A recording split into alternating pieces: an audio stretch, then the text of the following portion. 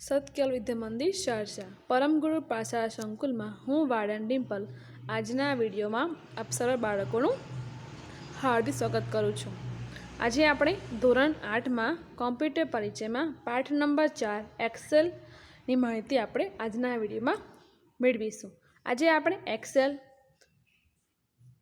કેવી રીતે શરૂ કરવું, એક્સેલ વિન્ડો શું છે, એક્સેલમાં કેવી રીતે કામ કરવું, પહેલો નંબર છે વર્કશીટમાં ડેટા એન્ટર કેવી રીતે કરવા, એને કેવી રીતે સેવ કરવા, કેવી રીતે આપણે વર્કશીટ સેવ કરીને ઓપન કરવા માટે અને વર્કશીટને એડિટ કરવાના સ્ટેપની સમજૂતી આપણે આજના આ વિડીયોમાં મેળવીશું। પાઠ નંબર 4નું નામ છે એક્સેલ। હવે એક્સેલ એટલે શું, તો આપણે પહેલાં એની થોડી માહિતી મેળવી લઈએ। શાળામાં તમારી પાસે વિષયોનું ટાઈમ ટેબલ હોય છે। ઘણીવાર તમે પણ દરેક કસોટીમાં મેળવેલ ગુણનું ટેબલ બનાવો છો અને કુલ ગુણ, ટકાવારી, દરેક વિષયમાં મેળવેલ ગુણની સરેરાશ વગેરેની ગણતરી કરો છો। વિન્ડોઝમાં આવું કામ એક્સેલ દ્વારા સરળતાથી, ઝડપથી અને ચોકસાઈથી કરી શકાય છે। એક્સેલ એક માઇક્રોસોફ્ટ ઓફિસ પ્રોગ્રામનો એક ભાગ છે જેને આપણે સ્પ્રેડશીટ અથવા વર્કશીટ કહે છે। એક્સેલ વર્કશીટમાં ડેટા રો અને કોલમના રૂપમાં આપણને જોવા મળે છે।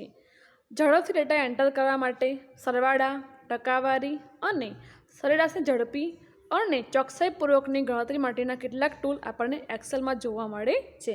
પહેલો પોઈન્ટ છે એક્સેલ શરૂ કરવું। આ આપણને સ્ટાર્ટ બટન જોવા મળે છે। આ એનું નામ છે, આ એનું કાર્ય છે।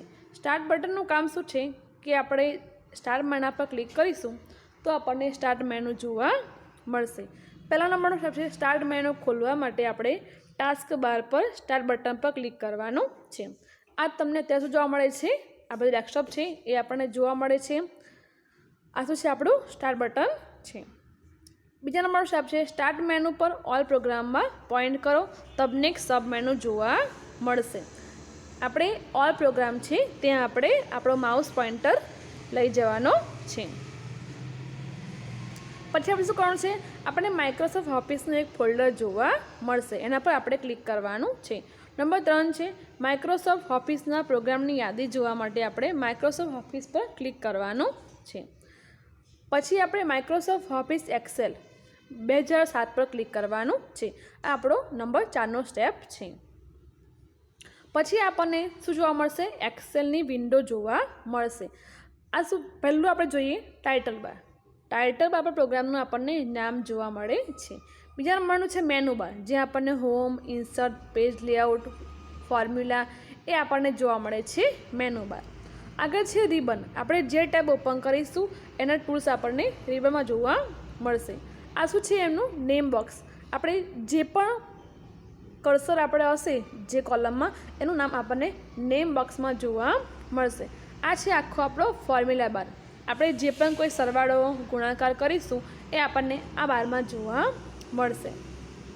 આ શું છે 1 2 3, એ છે આપણી આ છે આપણી રો હેડર્સ। આ છે આપણી સીટ ટેબ, અહીંયા આપણને સીટ 1, સીટ 2, સીટ 3 એ આપણે અહીં એડ કરી શકીએ છીએ।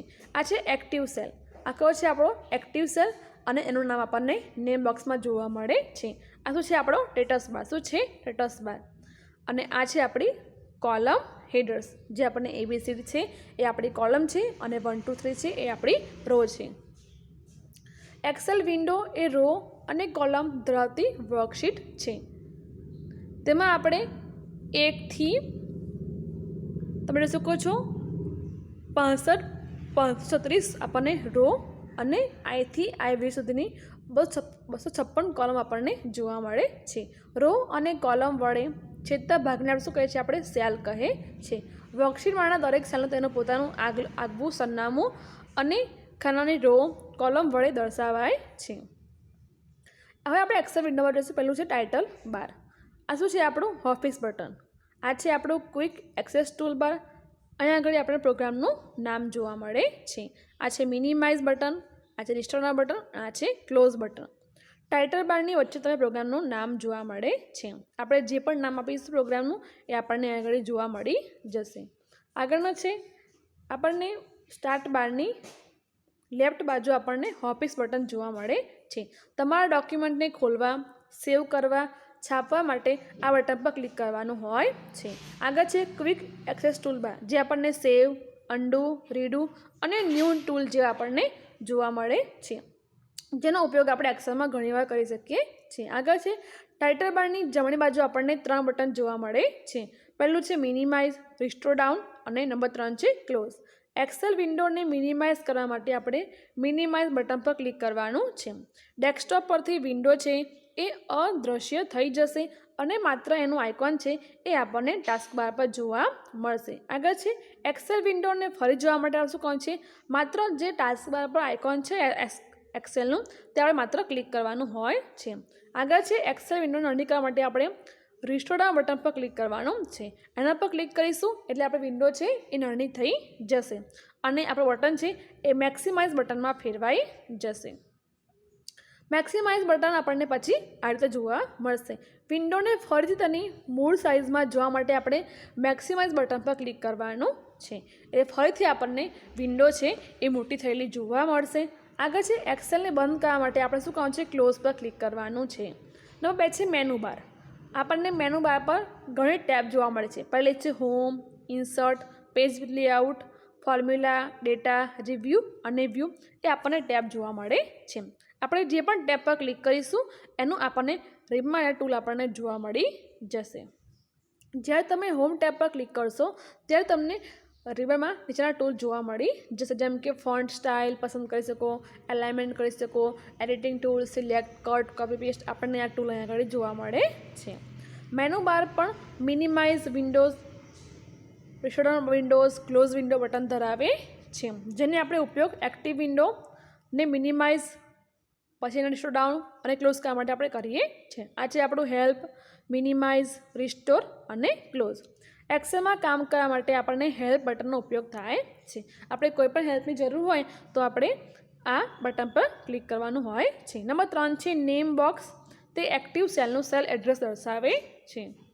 નંબર 4 છે ફોર્મ્યુલા બાર, તે એક્ટિવ સેલની સામગ્રી દર્શાવે છે. નંબર 5 છે એક્ટિવ સેલ, જે આપણને સેલની ફરતે કાળી ચોકડી બોર્ડર હોય તેને આપણે એક્ટિવ સેલ કહીએ છીએ. નંબર 6 છે column headers. Excel worksheet A થી IV સુધી 256 કોલમ ધરાવે છે. નંબર 7 છે રો હેડર્સ, જેમાં એક્સેલ વર્કશીટથી 65,536 આપણને રો ધરાવે છે, એટલે કે 65,536 આપણને રો જોવા મળે છે. નંબર 8 છે સીટ ટેબ. એક્સેલ વર્કબુકમાં ઘણી બધી વર્કશીટ આવેલી હોય છે. એક્સેલ એક્ટિવ સીટ 1 સાથે આપણને જોવા મળે છે, જ્યાં આપણને સીટ 1, સીટ 2, સીટ 3 આપણે આવી ઘણી બધી સીટ છે એ એડ કરી શકીએ છીએ. અત્યારે આપણે શું છે એક્ટિવ સીટ આપણને જોવા મળે છે. નંબર 9 છે સ્ટેટસ બાર.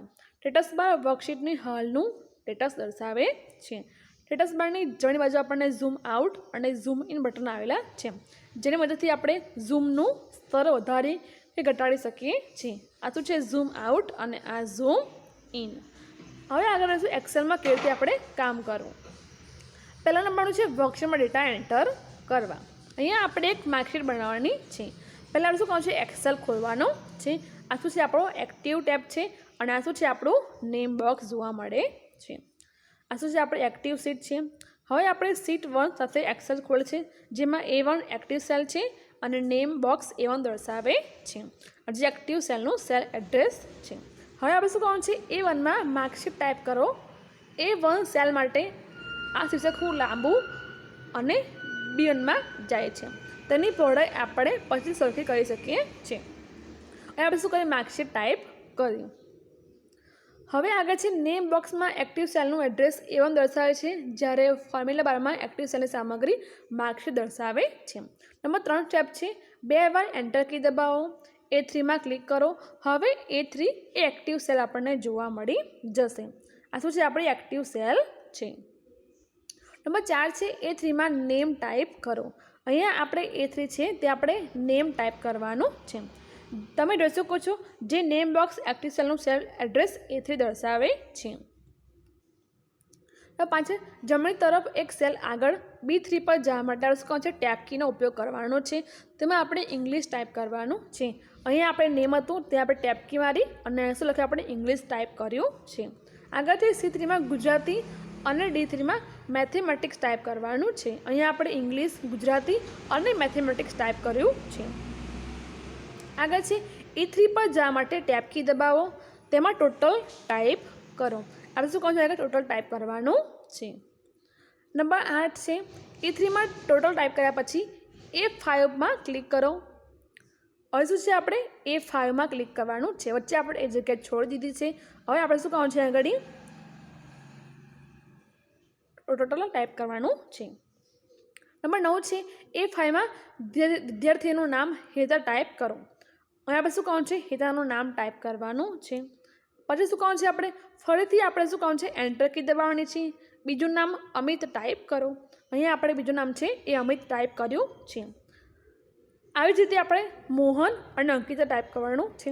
તમે શું કહો છો? હેતા, અમિત, મોહન અને અંકિતા આપણે આ નામ ટાઈપ કર્યા છે. આગળ છે B5 ક્લિક કરો અને ગુણ એન્ટર કરો. હવે આપણે શું કરવાનું છે? ઇંગ્લિશના માર્ક્સ છે એ આપણે એડ કરવાના છે. B6 જવા માટે એન્ટર કી દબાવો. ઇંગ્લિશના અમિતના ગુણ ઉમેરો. આપણે શું કર્યા? આગળ અમિતના જે માર્ક્સ છે એ આપણે એડ કર્યા. પછી આપણે આવી રીતે બધાના નામ જે બધાના માર્ક્સ છે એ આપણે એન્ટર કરવાના છે. આગળ છે હવે આપણે શું કરવાનું છે? ઇંગ્લિશના માર્ક્સ પૂરા થઈ ગયા.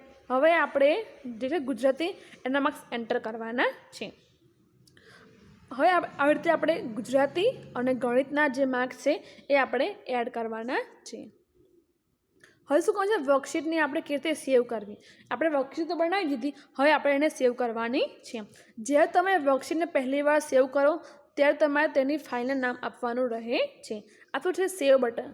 પહેલું છે નામ આપીને વર્કશીટને પહેલી વાર સેવ કરવા માટે.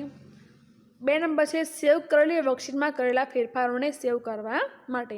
બીજા નંબર છે ક્લોઝ બટન, એટલે એક્સેલને બંધ કરવા માટે આ બટનનો ઉપયોગ થાય છે. પહેલો સ્ટેપ છે ક્વિક એક્સેસ ટૂલ બાર પર સેવ પર ક્લિક કરો. તમને સેવ એઝ ડાયલોગ બોક્સ જોવા મળી જશે. અથવા આ ના કરવું હોય તો ટાઇટલ બાર પર હોબીઝ બટન પર ક્લિક કરો. તમને ડ્રોપ ડાઉન મેનુ જોવા મળશે. તે મેનુ પર તમને સેવ પર ક્લિક કરવાનું છે. તમને સેવ એઝ ડાયલોગ બોક્સ જોવા મળશે. આ શું છે? આપણને સેવ એઝ ડાયલોગ બોક્સ જોવા મળે છે. ડોક્યુમેન્ટ છે એ આપણું ડિફોલ્ટ ફોલ્ડર છે. આપણે ફાઇલ નેમમાં આપણે શું આપણે જે પણ નામ આપવું હોય એ આપણે આપી શકીએ છીએ. નંબર 2 છે આ વર્કશીટને આપણે માર્કશીટના નામથી સેવ કરવાનું છે. આપણે ફાઇલ નેમમાં માર્કશીટ લખવાનું છે અને આપણે સેવ પર ક્લિક કરવાનું છે.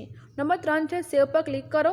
પછી શું કહે? ડાયલોગ બોક્સ ઓટોમેટિક બંધ થઈ જશે અને આપણને ટાઇટલ બાર પર માર્કશીટનું નામ જોવા મળી જશે. હવે આપણે શું કહું છે? એક્સેલ બંધ કરવા માટે ટાઇટલ બાર પર ક્લોઝ પર ક્લિક કરવાનું છે.